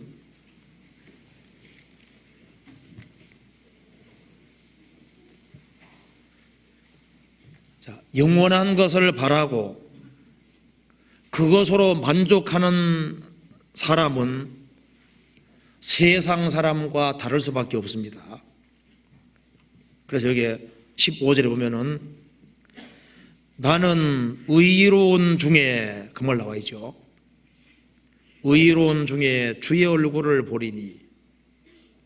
자, 하나님의 존재를 확실히 믿고, 내세를 믿고, 그리고 부활을 믿고, 주의 얼굴을 보고 주의 형상으로 바뀔 것을 믿는 사람, 그리고 영원한 기업을 믿는 사람, 그 사람과 이 세상이 전부라고 믿고 사는 사람과의 삶은 같을 수 없습니다. 그래서 여기에 15절에 나는 의로운 중에, 그래 나와 있죠. 의로운 중에. 그는 세상에서 경건하게 의롭게 나그네로서 삶을 살기를 고집했습니다. 의로운 중에 이렇게 얘기를 했습니다. 1절 보시겠습니다. 17편 1절입니다. 여호와여 정직함을 들어줘서 나의 부르짖음에 주의하소서. 거짓되지 않은 입술에서 나오는 내 기도에 귀를 기울이소서. 그는 세상에서 정직하게 살기를 간절히 원했습니다. 여호와여 정직함을 들어서 나의 부르짖음에 주의하소서. 거짓되지 않은 입술에서 나오는 내 기도에 귀를 기울이소서. 3절에 주께서 내 마음을 시험하시고 밤에 나를 곤고하시며 나를 감찰하셨으나 흠을 찾지 못하였으니 내가 결심하고 입으로 범죄치 아니하리이다. 시편 기자가 뭘 가지고 있습니까? 결심을 가지고 있어요. 결심을. 이 세상에서 바르게 살아보겠다는 결심이 있잖아요. 4절에 사람의 행사로 논하면 나는 주의 입술의 말씀을 조차 스스로 삼가서 강포한 자의 길을 행치 아니하여사오며 나의 걸음이 주의 길을 굳게 지키고 실족지 아니하였나이다. 왜 이렇게 바르게 살기를 고집할까요? 가치관이 다르기 때문입니다. 이런 고집이 필요합니다. 세상을 살아가는 가운데 어떻게 살 거냐, 여기 결심이란 말입니다. 결심. 내가 결심하고 내가 입으로 범죄치 않을 겁니다. 그리고 5절에 보면은 나의 걸음이 주의 길을 굳게 지키고 실족잖아요. 그러니까 이게 굳게 지키고 결심, 이게 뭐예요? 세상 사람 봤을 때는 야, 고집불통이다. 근데 그 고집이 필요한 겁니다. 다니엘 1장 보면은 다니엘도 16살 나이에 바벨론 잡혀왔습니다. 왕의 진비를 먹을 거냐 먹지 않을 거냐. 왕의 진비를 먹으면은 레위기 11장을 어기는 거예요. 안 먹으면은 느부갓네살 왕이 얼마나 무서운 왕입니까? 포화가 왕입니까? 목이 달아날 수도 있습니다. 그럼에도 불구하고 그는 왕의 진비를 먹지 않기로 마음에 결심을 굳혔습니다. 그 고집이잖아요, 고집. 잠언 3장 보면은 염소가 나옵니다. 염소는 고집을 대표하잖아요. 고집. 그 엉뚱한 고집 말고 무슨 고집? 예, 말씀 가운데 살리는 고집 필요합니다. 자, 노아 시대에 노아는 고집장이라 할 수 있습니다. 세상에 그렇게 고집장이 없잖아요. 세상 모든 사람들이 다 비웃는데 기어코 방주 만드는 거 봐요. 세상에 노아 양반 완전히 고집불통이네. 고집불통이란 말을 들어도 진리 가운데 굳게 서야 됩니다. 아브라함은 갈대우르에 살고 있습니다. 하나님 명령 따라서 갈대우르에 나오려고 하는 거예요. 가나안 땅 가려고 합니다. 그 주변에 아는 사람들, 친척들, 사람 붙잡을 수 있잖아요. 그런데 기어코 가는 거 봐요. 그 고집입니다. 그 신앙의 고집은 필요한 겁니다. 왜냐하면 하나님을 믿기 때문에, 진리가 있다는 것을 믿기 때문에 고집하는 거예요. 에스라에서 보면은 에스라는 왕에게 구하는 것은 다 받는 사람입니다.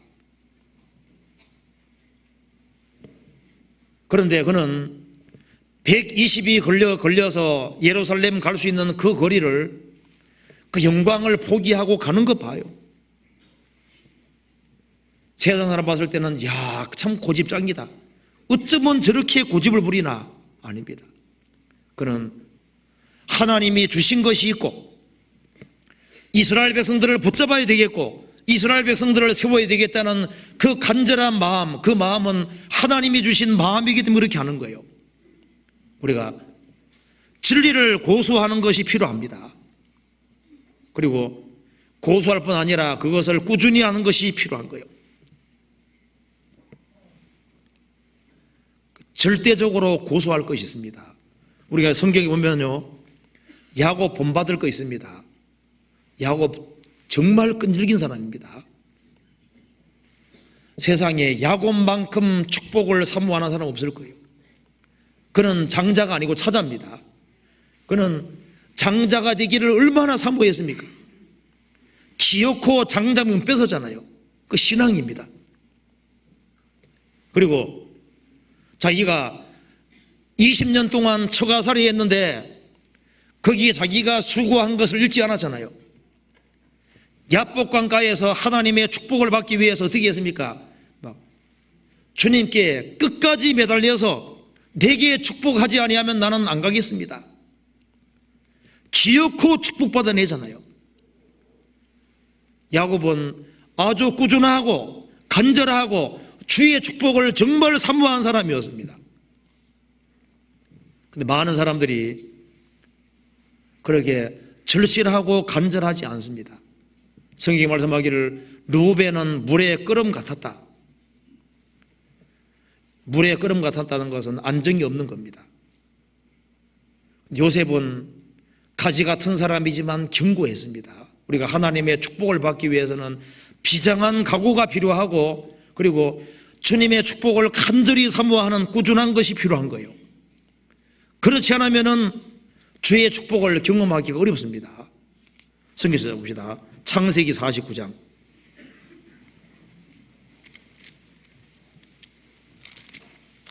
창세기 49장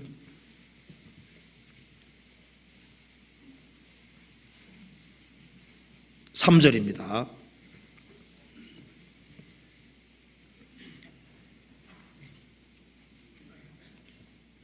르우벤아, 너는 내 장자요 나의 능력이요 나의 기력의 시작이라. 위강이 초등하고 권능이 탁월하도다마는 물의 끓음 같아선 정도는 탁월치 못하리니 내가 아비의 침상에 올라 들어섰미로다. 그가 내 침상에 올라서도다. 르우벤은 야곱의 장자입니다. 너는 내 장자요 나의 능력이요 나의 기력이 시작이라. 위강이 초등하고 권능이 탁월하다. 참 탁월한 재능이 있습니다. 그렇지만 너는 탁월하게 못될 것이다. 왜? 너는 물의 끓음 같았다.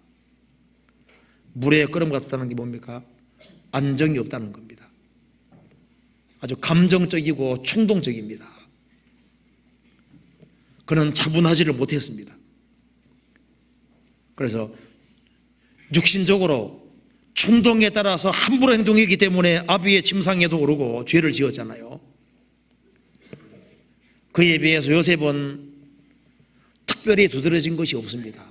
그렇지만 그에게 있는 것은 견고한 믿음입니다. 그는 끝까지 주님께 끝까지 기대자. 그는 끝까지 의롭게 진리 가운데 살기를 고집했습니다. 그러기 때문에 귀하게 쓰임받을 수 있었습니다. 성경 창세기 49장 22절.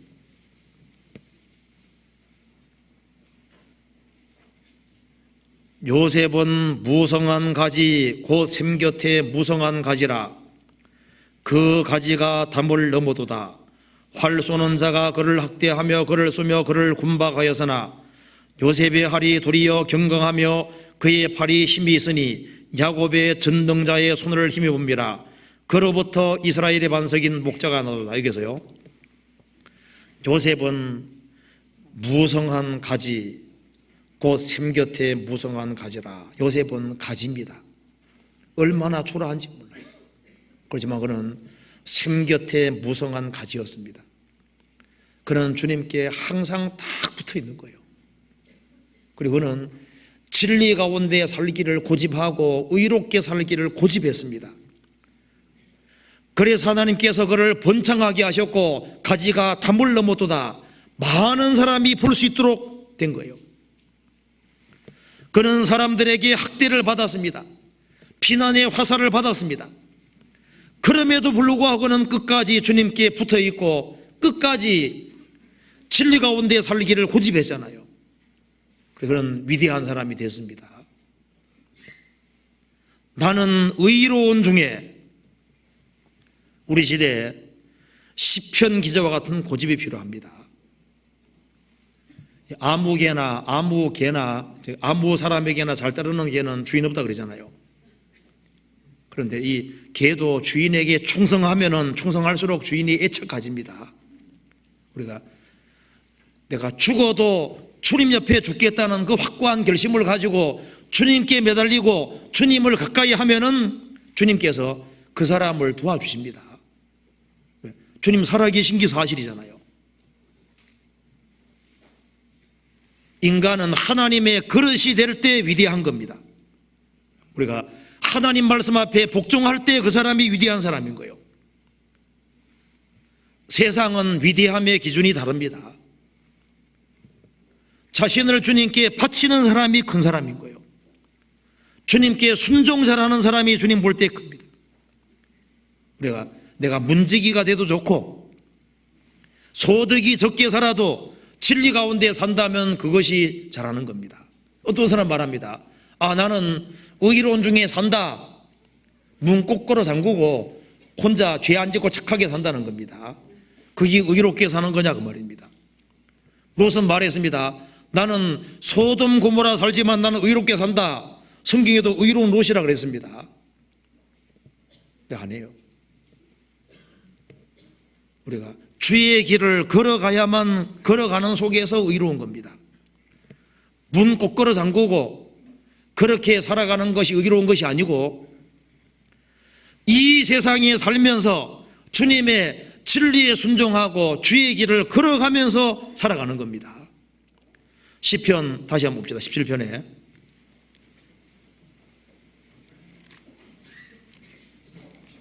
시편 17편 그 의로운 중이란 말 뜻이 뭔지 봅시다. 의로운 중이란 말은 5절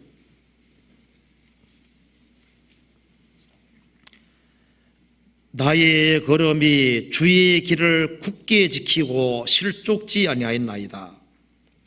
나의 걸음이 주의 길을 굳게 지키고 의로운 중이란 말은 주의 길을 굳게 지키고 주의 정하신 코스를 걸어가는 겁니다. 11절 이제 우리의 걸어가는 것을 저희가 애워싸며 주목하고 땅에 넘어뜨리려 하나이다.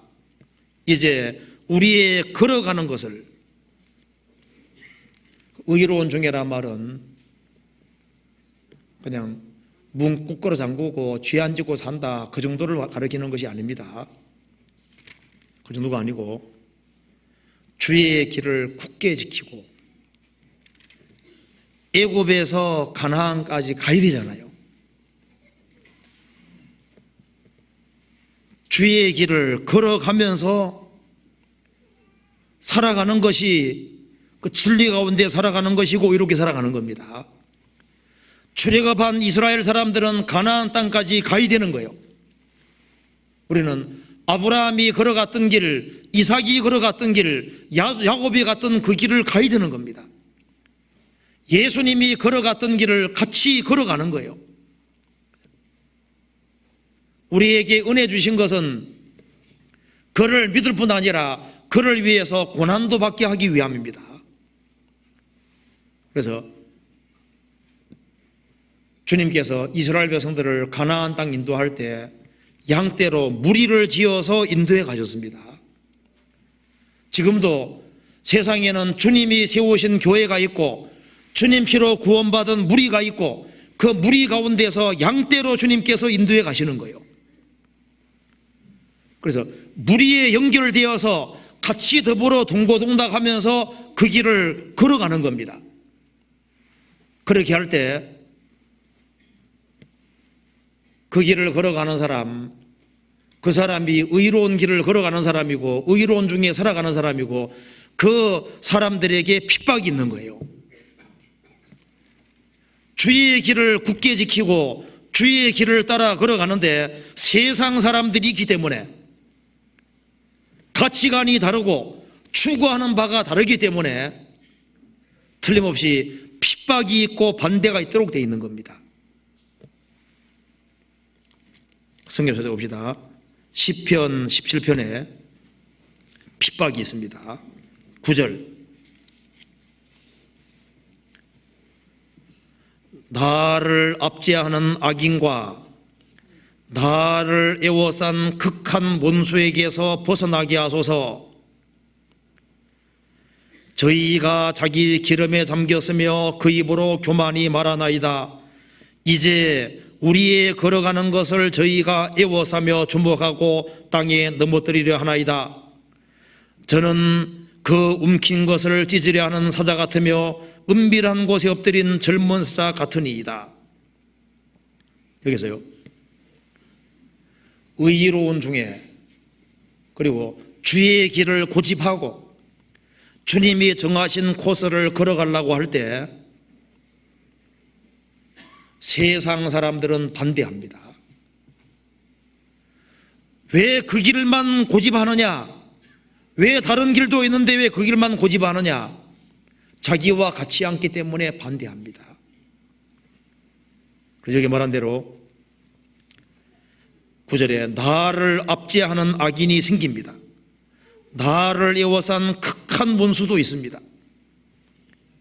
그리고 11절에 말한 대로 우리의 걸어가는 것을 저희가 에워싸며 주목하고 땅에 넘어뜨리려 하나이다. 저는 굶긴 것을 찢으려는 사자 같으며 은밀한 곳에 엎드린 젊은 사자 같으니이다. 성도는 반대하는 사람이 있도록 되어 있습니다. 그러면 주의 교회에는 반대한 세력이 있다는 것이 당연한 겁니다. 우리가 진리 가운데 걸어갈 때 반대하는 세력이 있어요. 세상 사람 같지 않기 때문에 반대하는 것이 있습니다. 이사야 66장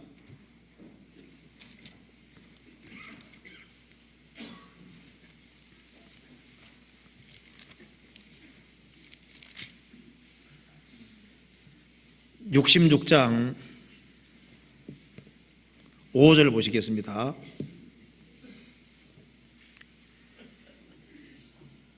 여호와의 말씀을 인하여 떠는 자들아 그 말씀을 들을지어다. 이르시되 너희 형제가 너희를 미워하며 내 이름을 인하여 너희를 쫓아내며 이르기를 여호와께서는 그 영광을 나타내사 너희 기쁨을 우리에게 보이시기를 원하노라 하였으나 그들은 수치를 당하리라 하셨느니라. 여기에 주님 말씀하셨습니다. 여호와의 말씀을 인하여 두려워 떠는 자들아, 성도들아, 그 말씀을 들을지어다. 이러시기를 너희 형제가 너희를 미워하며, 구원받은 사람들을 미워합니다. 내 이름을 인하여 너희를 쫓아내미르기를, 쫓아내버리는 거예요. 모든 사람이 칭찬하면 화가 있습니다. 무릇 그리스도 예수 안에서 경건하게 살고자 하는 자는 핍박을 받으리라. 그리고 주의 말씀을 붙잡고 사는 사람은 틀림없이 미움을 당하도록 되어 있습니다. 요한복음 17장 보시겠습니다.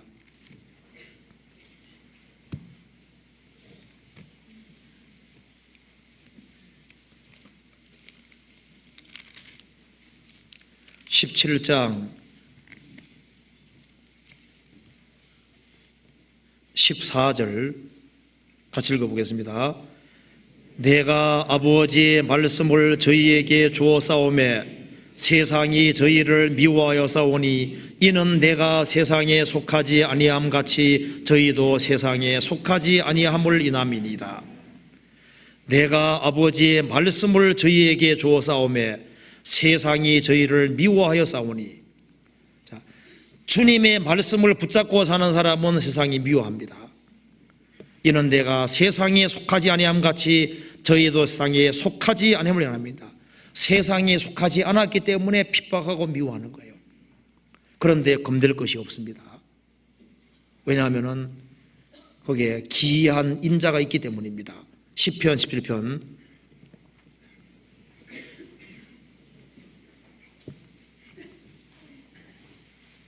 7절입니다. 7절 죽게 피하는 자를 그 일어나 치는 자에게서 오른손으로 구원하시는 주여, 주여 주의 기이한 인자를 나타내소서. 여기 죽게 피하는 자를 그 일어나 치는 자에게서 오른손으로 구원하시는 주여, 주의 기이한 놀라운 인자 사랑을 나타내소서. 핍박이 큰 만큼, 박해가 큰 만큼 또 주님의 기이한 놀라운 인자를 나타내 주십니다. 8절에 나를 눈동자같이 지키시고 주의 날개 그늘 아래 감추사 나를 납치하는 악인과 나를 애워싼 극한 원수에게서 벗어나게 하소서.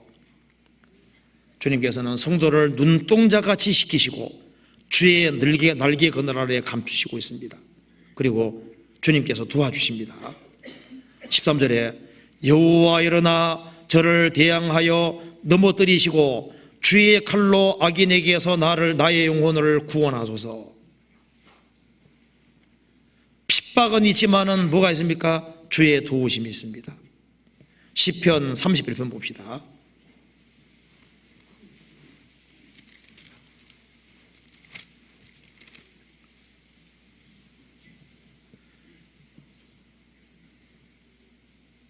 (21절)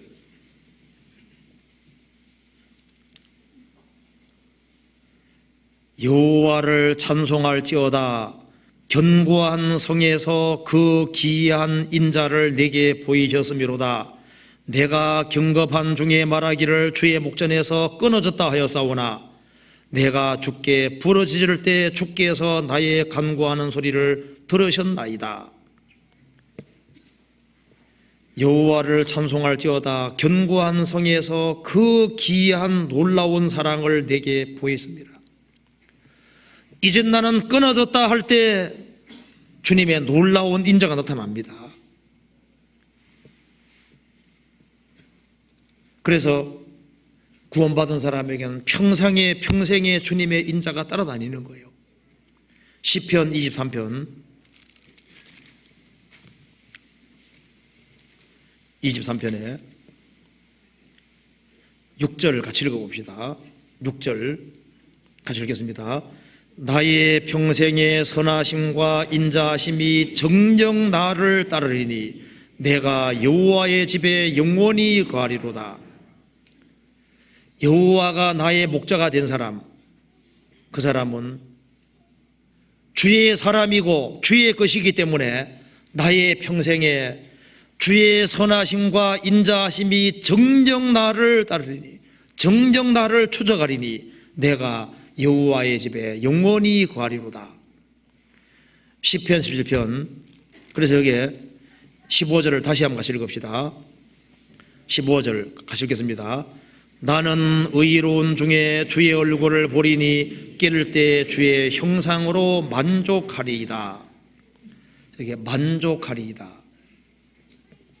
평생의 인자하심과 선하심이 정녕 나를 따르리 내가 여호와의 집에 영원히 가리로다. 이게 만족하리다 그랬죠. 우리의 영원한 만족이 따로 준비되어 있습니다.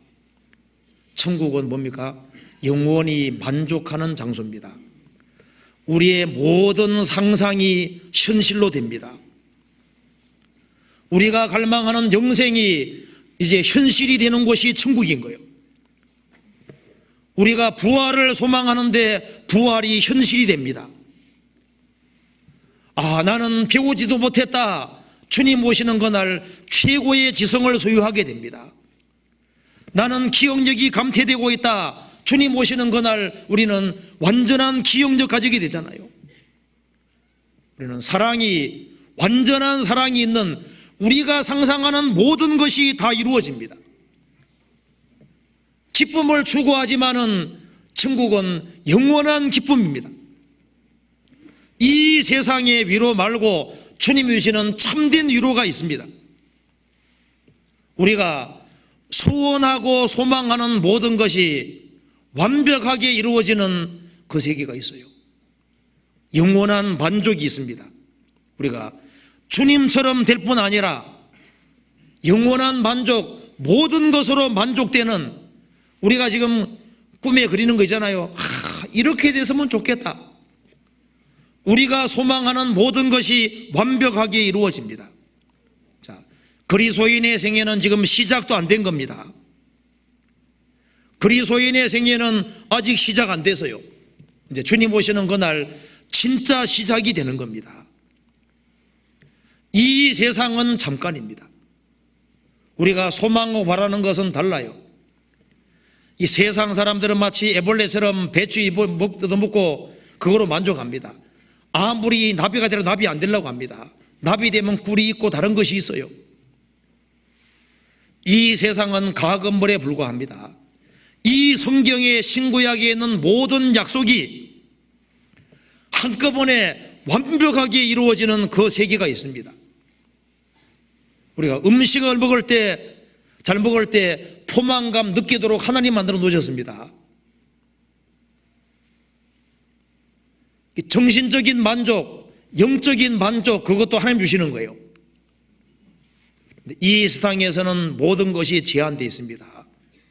주님 오시는 그날 모든 것이 완벽한, 완전한, 우리가 소원하는 것이 한꺼번에 다 이루어지는 그 만족이 있습니다. 시편 기자는 그것을 바라고 삽니다. 그렇기 때문에 길이 달라요. 우리가 더 많은 소망을 가지는 것은 이 구원받지 아니한 사람들, 이 세상이 전부라 고집하는 사람들, 그런 사람들을 어떻게 하든 간에 더 많이 주님 품을 인도하는 그 소망으로 우리는 지금 살고 있는 겁니다. 그 외에 이 세상에서 진정한 소망은 없습니다. 우리는 더 많은 사람들이 구원받는 것을 간절히 원하는 겁니다. 같이 기도하시겠습니다. 저희를 사랑하시는 하나님 아버지 감사합니다. 저희들에게 소망을 주시고 주님의 영광을 위해 살 수 있도록 도와주시는 것을 감사합니다. 자비하신 우리 아버지 하나님, 우리의 마음을 열어주시고 생각을 열어주옵소서. 우리들이 무엇을 위해 살아야 할지를 알 수 있도록 도와주옵소서. 이 세상에서 주님의 영광을 위해서 살 수 있도록 더욱 역사해 주시고 도와주시옵소서. 전국적으로 많은 곳에 집회가 있습니다. 집회가 있는 곳마다 주님께서 함께해 주시고 역사해 주시고 한 사람도 이뤄지는 사람이 없도록 자비를 베풀어 주옵소서.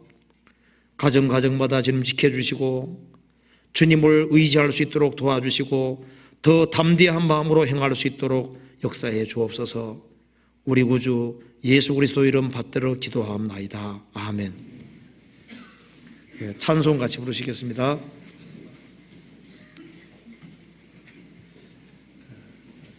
(539장입니다)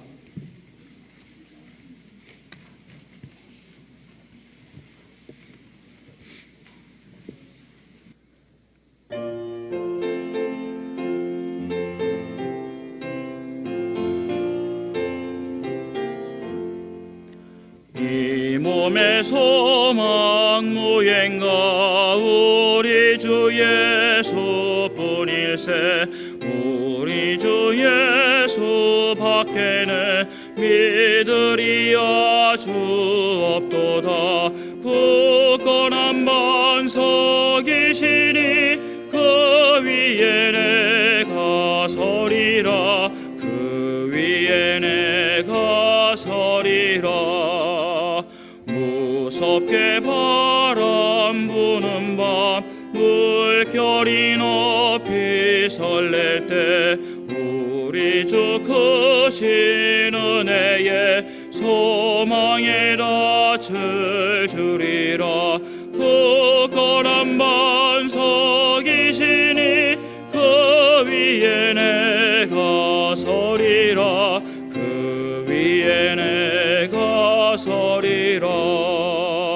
세상에 믿던 모든 것 끊어질 그날 되어도 구주의 언약 미사와 내 소망 더욱 그리라.